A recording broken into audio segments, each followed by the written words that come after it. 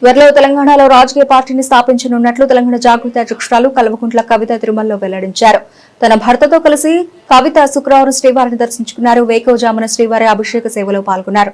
దర్శనం అనంతరం రంగనాయకుల మండపంలో పండితులు వారికి ఆశీర్వచనం చేసి స్వామివారి తీర్థ ప్రసాదాలను అందజేశారు. అనంతరం కవిత మాట్లాడుతూ 4 ఏళ్లుగా తాను పడుతున్న మనోవేదన వెంకటేశ్వర స్వామి వారి దయతో తీరిందని అన్నారు.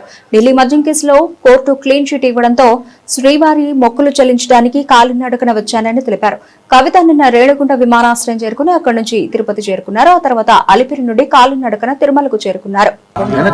నేను గత 4 సంవత్సరాలుగా పడుతున్నటువంటి మనోవేదన ఆ స్వామివారి దయ వల్ల మరి కంప్లీట్ గా నేను ఏదైతే చెప్తూ వచ్చాను, సత్యం నా వైపు ఉంది, న్యాయం నా వైపు ఉంది, భగవంతుడు నా వైపు ఉన్నాడని చెప్తూ వచ్చాను.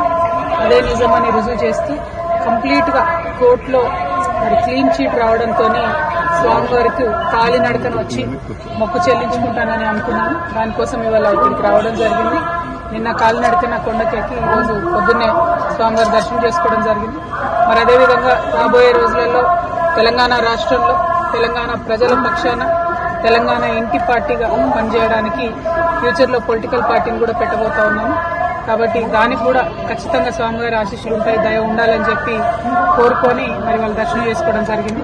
నేను ఎప్పుడు తిరుమలకు వచ్చినా ఒకటే కోరుకుంటాను, తెలంగాణ రాష్ట్రం బాగుండాలి, తెలంగాణ ప్రజలు బాగుండాలి, ఆంధ్ర రాష్ట్రం బాగుండాలి, ఆంధ్ర ప్రజలు బాగుండాలి.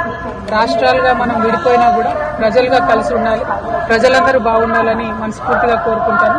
అదే జరగాలని చెప్పి మళ్ళీ ఒకసారి భగవంతుని కోరుకుంటూ థ్యాంక్ యూ. జై తెలంగాణ, జై ఆంధ్ర.